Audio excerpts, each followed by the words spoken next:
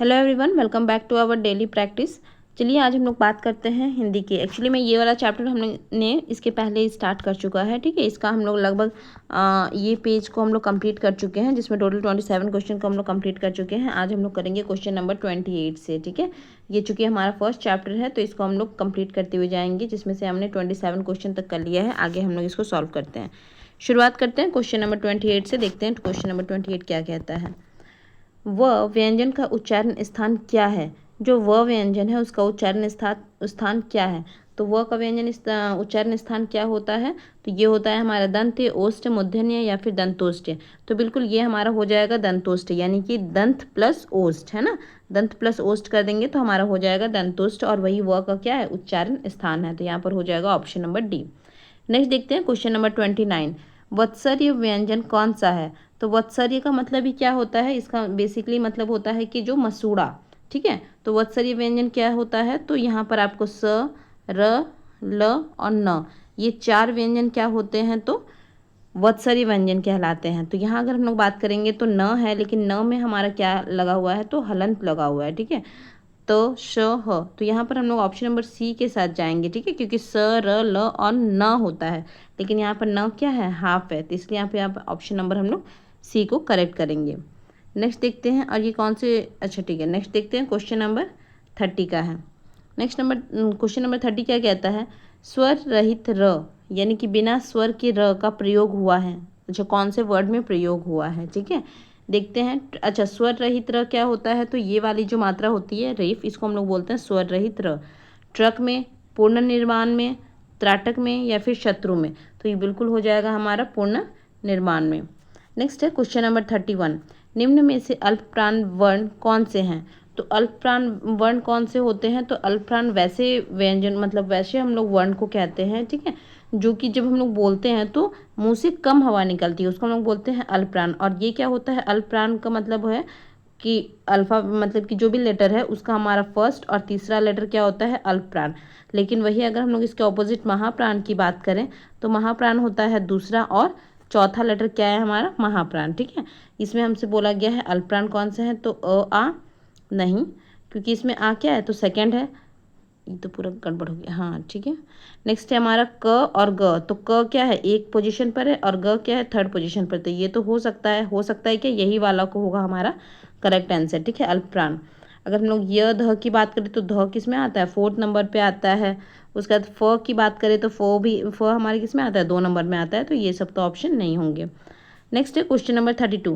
निम्नलिखित में से कौन सी बात गलत है। अच्छा, आपसे गलत पूछा है, तो यहाँ देखते हैं। गलत पूछा है, घ क्या है हमारा, सघोष व्यंजन। अच्छा, इसके अलावा भी और कुछ टाइप होते हैं, जैसे कि घोष व्यंजन, सघोष व्यंजन और अघोष व्यंजन। अघोष व्यंजन क्या होते हैं, तो अघोष व्यंजन होते हैं स्टार्टिंग जो भी लेटर है उसका फर्स्ट और दूसरा, ये क्या है हमारा, अघोष व्यंजन। और सघोष व्यंजन क्या होता है, तीसरा और चौथा जो लेटर होता है उसको हम लोग बोलते हैं सघोष व्यंजन, ठीक है। तो ये हमारा क्या हो जाएगा, सघोष व्यंजन। तो यहाँ पर जो ध है ये हमारा क्या है, चौथा नंबर का लेटर है, तो ये हमारा सघोष व्यंजन है, सही बात है। महाप्राण है, महाप्राण अभी अभी हमने जाना, जो चौथा लेटर होता है दूसरा और चौथा क्या है, महाप्राण है, तो ये बात भी सही है।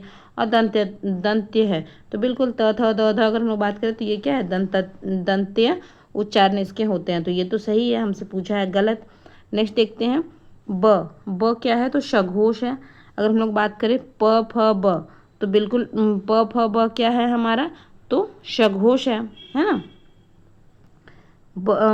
सॉरी, हाँ ये क्या है हमारा, सघोष है, क्योंकि तीसरे लेटर पर आता है ना, प फ ब क्या है हमारा, तीसरा लेटर है, तो ये बिल्कुल हमारा सघोष है। ओस्ट की बात करें तो प फ ब कौन सी कैटेगरी में आता है, तो ओस्ट में आता है, बिल्कुल ये बात भी सही है।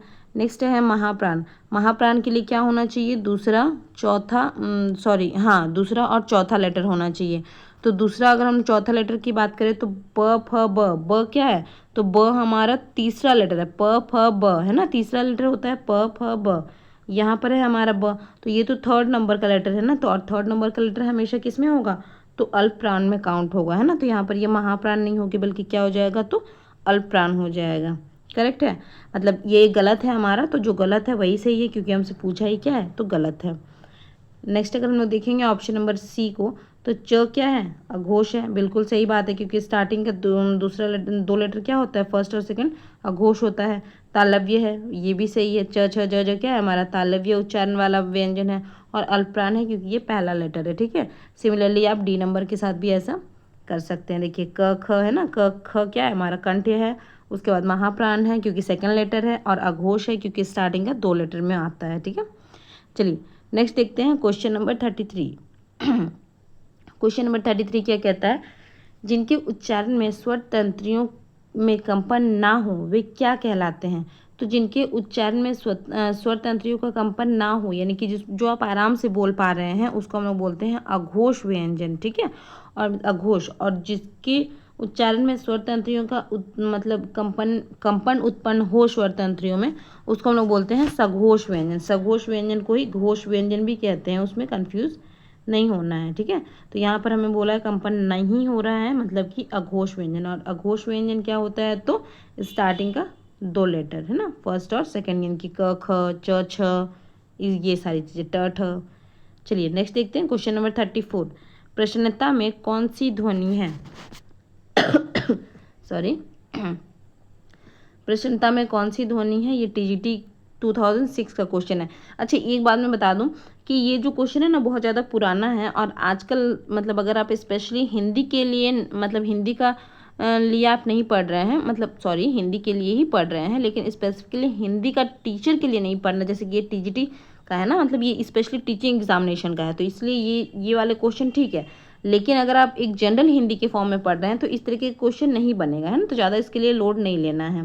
प्रश्नता कौन सी ध्वनि है, तो युग्मक ध्वनि है। नेक्स्ट है क्वेश्चन नंबर 35। जनरल हिंदी में इतना डीप नहीं जाएगा, हाँ, लेकिन ये महाप्राण, अल्पप्राण, सघोष, अघोष ये सारे आ जाते हैं। ठीक है, निम्न में से महाप्राण ध्वनि नहीं है। महाप्राण ध्वनि नहीं है। महाप्राण क्या होता है, तो महाप्राण होता है हमारा दूसरा और चौथा लेटर, और अल्पप्राण होता है इसका ऑपोजिट पहला और तीसरा लेटर। ठीक है, अच्छा महाप्राण में ना, हाँ ठीक है, चलिए कोई दिक्कत नहीं है। ये क्या हो गया हमारा, हाँ महाप्राण ध्वनि नहीं है। तो क क्या है, क ही तो नहीं है हमारी, तो फर्स्ट ही नंबर हो गया ना। क क्या हो जाएगा हमारा, अल्पप्राण हो जाएगा। जबकि अगर हम लोग घ की बात करें तो ये 4 नंबर में आएगा, है ना। च छ ज झ की बात करें तो ये भी हमारा 4 नंबर में आ जाएगा। और ये सब तो है ही नहीं, ये लव तो नहीं, जैसे कि 25 जो होता है ना स्पर्श व्यंजन, उसमें ही काउंट होते हैं केवल। नेक्स्ट अगर हम लोग बात करेंगे तो क्वेश्चन नंबर 36, अघोष वर्ण कौन से हैं। तो अघोष वर्ण कौन से होते हैं, तो अघोष वर्ण होते हैं पहला और दूसरा। ठीक है, तो अ ज ह और श, तो यहाँ पर हो जाएगा हमारा अ। नेक्स्ट है क्वेश्चन नंबर 37, संबल में कौन सी ध्वनि है। अभी मैंने बताया ना इस तरीके के क्वेश्चन मतलब नहीं, जनरल हिंदी में आपको नहीं देखने को मिलेंगे। ठीक है, अच्छा ये तो कलर हिंदी का है, चलिए कोई बात नहीं, मैं आपको बता देती हूँ संबल में कौन सी ध्वनि है। तो ये हो गया हमारा संपृक्त ध्वनि। नेक्स्ट है हमारा अधो अधोलिखित शब्द का कौन सा रूप वर्तनी की दृष्टि से शुद्ध है। बेसिकली कौन सा लेटर आपको बताना है कि इसमें से शुद्ध लिखा गया है। वर्ड क्या है हमारा, तो परमात्मा है। ठीक है, तो ये गलत है, ये गलत है, ये गलत है। परमात्मा का स्पेलिंग ये बिल्कुल ऑप्शन नंबर बी क्या है, बिल्कुल करेक्ट है। नेक्स्ट देखेंगे क्वेश्चन नंबर है हमारा 39 का क्या कहता है, इनमें से शुद्ध वर्तनी, हाँ जनरल में आपको यही सब देखने को मिलेगा। देखिए ये सब थोड़ा लेटेस्ट है ना, तो जनरल जो हिंदी आती है उसमें इस तरीके के क्वेश्चन आराम से देखने को मिल जाएंगे। क्वेश्चन नंबर 39 है, कौन सी वर्तनी शुद्ध है, घनिष्ठ लिखना है। ठीक है, तो घनिष्ठ में ऑप्शन नंबर सी क्या है, बिल्कुल करेक्ट है ना, ढ होगा। आप इसको लिखेंगे तो आपको मतलब वो क्लियर हो पाएगा। ठीक है, खुद से एक बार से ज़रूर लिख लेना है, घनिष्ठ है। नेक्स्ट है क्वेश्चन नंबर 40, इनमें से कौन सा शब्द रूप शुद्ध है। अच्छा बेसिकली वही है, कौन सी वर्तनी शुद्ध है, तो ये हो गया आशीर्वाद। आशीर्वाद क्या है, आशीर्वाद यहाँ र नहीं होगा, र इसमें तो र है ही नहीं, ये भी नहीं होगा, हाँ आशीर्वाद है ना। आशीर्वाद क्या है हमारा, तो ऑप्शन नंबर डी बिल्कुल क्या है, करेक्ट है।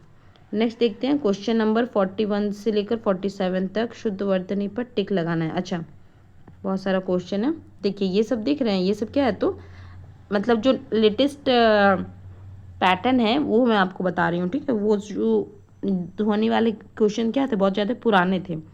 चलिए नेक्स्ट देखते हैं, ये क्या है, जानवी लिखा गया है, तो जानवी का स्पेलिंग बिल्कुल हाँ यही सही है।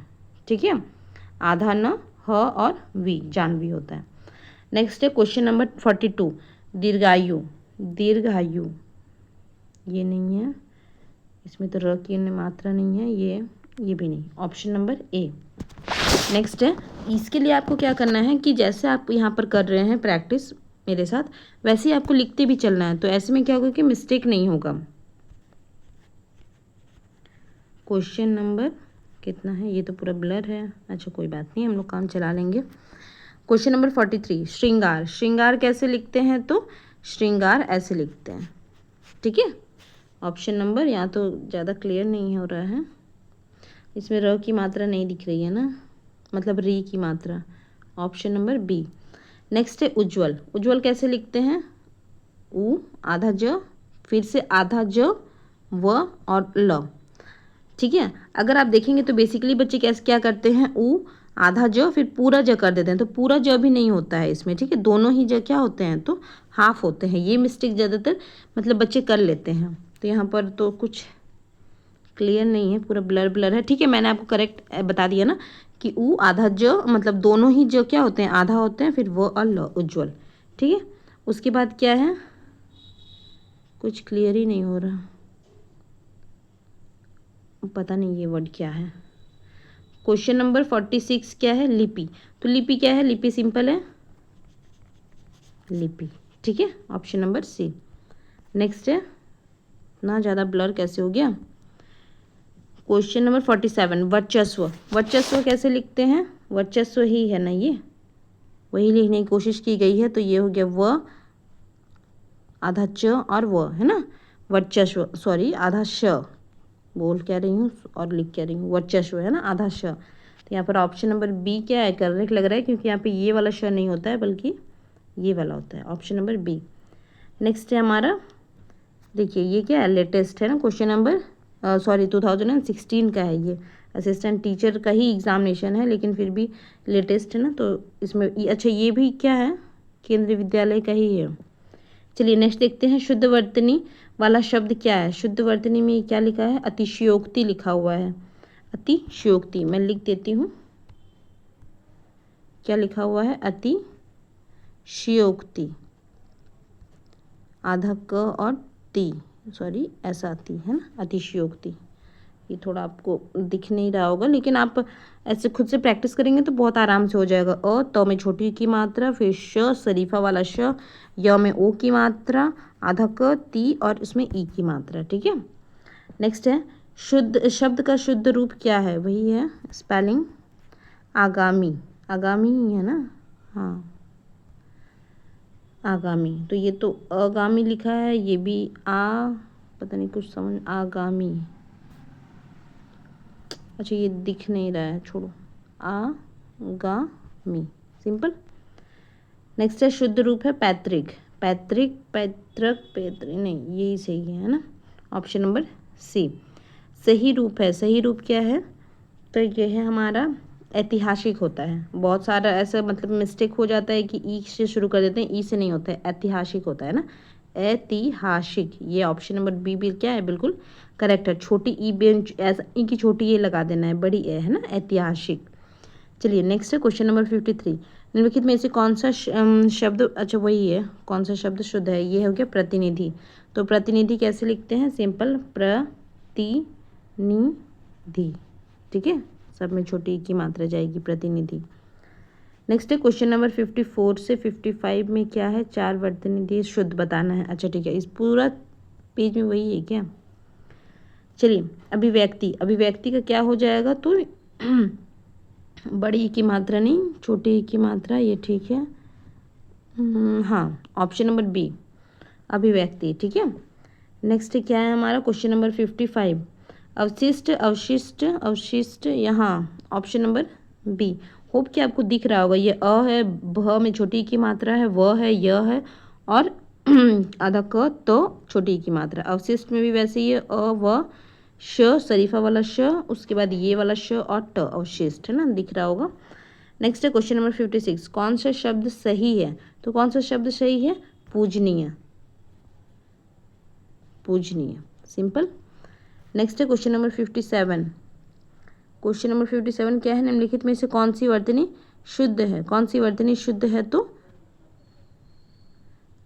पार्थ, अच्छा अलग अलग इसमें वर्ड दिया गया है ना, सेम वर्ड नहीं है, तभी मैं सोचूं कि ऐसा क्यों।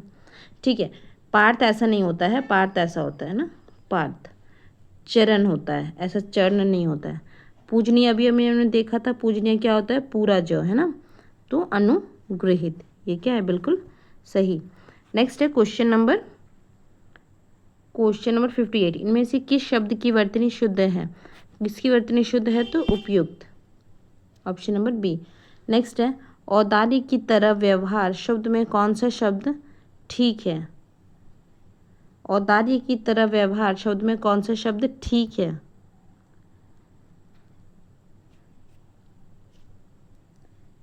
ये तो एक डाउटफुल क्वेश्चन है, अगर आपको आता है तो आप कमेंट में बताइए। क्वेश्चन नंबर 60 आज का लास्ट है शायद, निम्नलिखित में से किस शब्द की वर्तनी अशुद्ध है। अच्छा, इसमें से अशुद्ध पूछा है आपसे, तो अनंग, परिहास, हास्य या फिर व्यंग्य। तो व्यंग्य का स्पेलिंग क्या है, गलत है, व्यंग्य की स्पेलिंग होती है आधा व ग उसके य आधा ग और य, ये होता है व्यंग्य का correct spelling. Option number C क्या है, बिल्कुल यहाँ पर अशुद्ध है ना, सही स्पेलिंग क्या होता है, तो ये आधा व, य आधा ग और य। ठीक है, चलिए आज, हाँ आज के लिए इतना ही। नेक्स्ट क्लास में हम लोग क्वेश्चन नंबर 61 से करेंगे और इस चैप्टर को कंप्लीट कर देंगे। ठीक है, ज़्यादा क्वेश्चन नहीं होना चाहिए। चलिए आज के लिए इतना ही, तब तक के लिए thank you for watching, thank you, bye bye.